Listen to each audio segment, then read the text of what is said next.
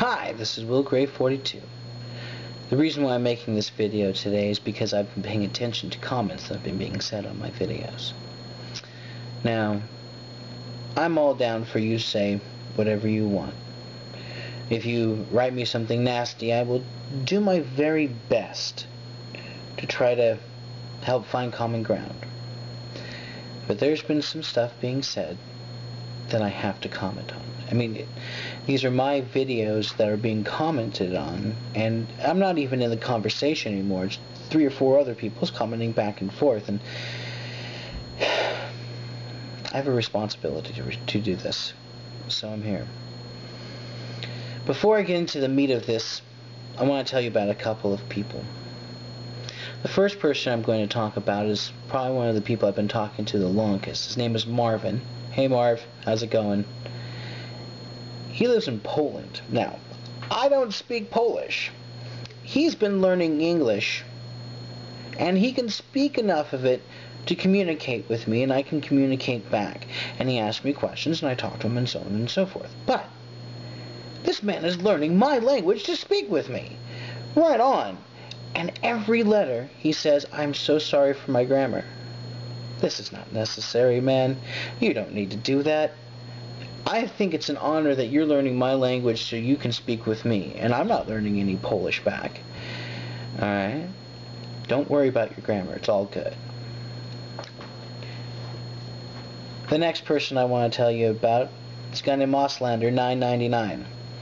The reason why he first started talking to me is, well, he's a craftsman. He builds, and he builds a lot of things, and a lot of cool things, actually, more than just what I'm going to be talking about. One of the things that he builds is something called a NURB, or also known as a near real boffer. Now, it's like a boffer, except for it's made differently, and when it's completed, it actually looks more realistic than my boffer. Now, this is very cool, and it has a different weight to it, and so on and so forth.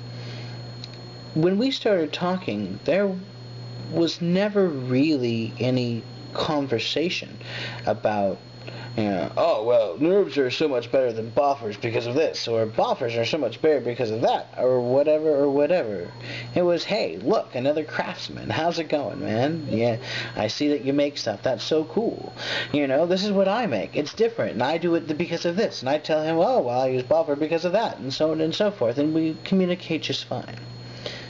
The next person I'd like to tell you about is a guy called Poopwad McGee. Now, Poopwad McGee, they were fighting with sticks, basically wooden swords, and they asked me to talk about making boffers and so on and so forth, so they could use what I was using. Their style is more aggressive than mine, and their style is a lot more barbaric yelp, But so what? You know what? I've watched their stuff, and they got some good fighters. They got some people who I would be careful with while fighting, okay? And there's never been a problem.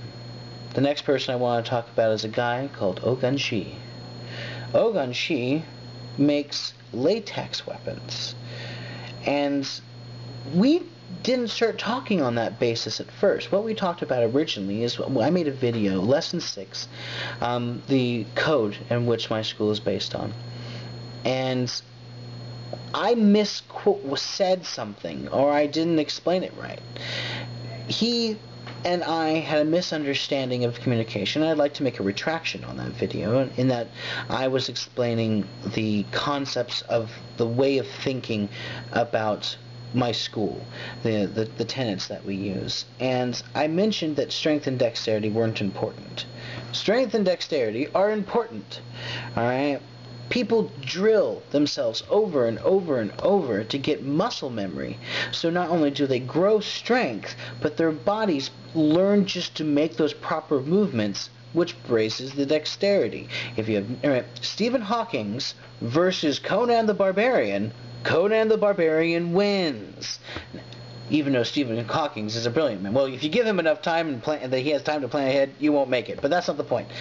The point is that we had a difference of opinion, and how he responded to me was going, you know, hey, you made a good video, but I have a disagreement in this area. And I talked to him. I said, okay, well, what do you disagree with? And we talked about it, and I'm making a retraction on that point.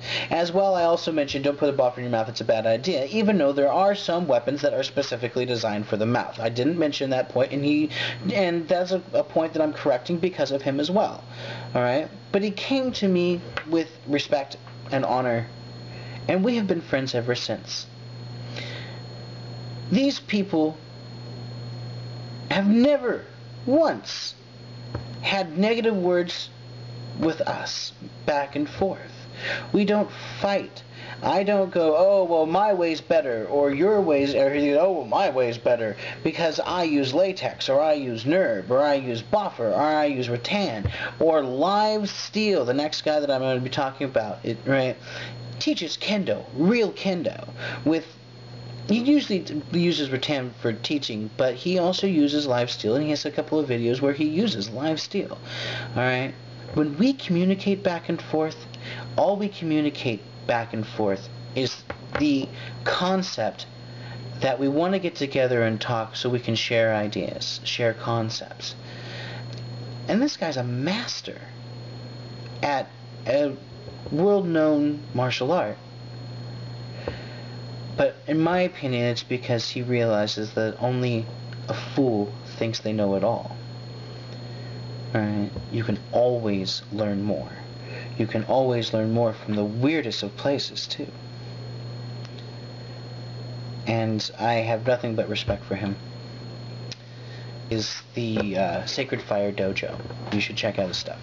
Now, the reason I mention these people is because lately on some of my videos, the comments have turned ugly. And not just from one person. Sometimes it's one of my friends fighting back with one of these people who have nothing better to do with their lives than comment on videos and say horrible, terrible things. Because they think they know it all. Now, one of these people argued the point that all of my videos were unrealistic because you can't move that fast with a real weapon. Well, this is true if you're using a broadsword or claymore or something along those lines of the Western persuasion of weapons.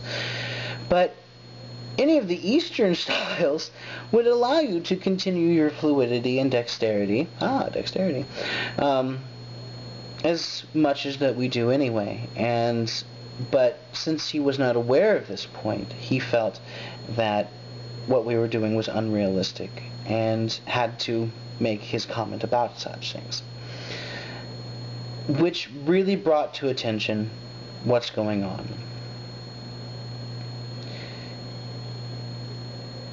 People who decide that whatever they know must be the end-all information of knowing get a weird thing that happens. You would think that if you truly did know everything, that you wouldn't have to prove yourself. If you were really so amazing with whatever style that you know, that you wouldn't have to prove yourself. But when they do think that what they know is the best, and that is how it is, they have to try to make the rest of the world believe this. Alright? Religion tried it. It's called the Spanish Inquisition, and that went over so good. Alright? And it has the same results. All it does is create negativity and fighting. Alright? Once you accept the point that it is the best for you, and other people can find joy in other things, then you come down to a single question. There's only two types of people in the world, and I know that you can say that whether you're a Beatles man or an Elvis man or whatever, blah, blah, blah. But what it comes down to, when it really comes down to it, is this. Are you the person who helps raise people up, or are you the type of person who pushes them all down? That's it, man. And ladies, this is what it comes down to. So, for all those people out there who I have now no doubt are amazingly skilled at whatever type of swordplay that they do, think about this. One question. What do you fight for?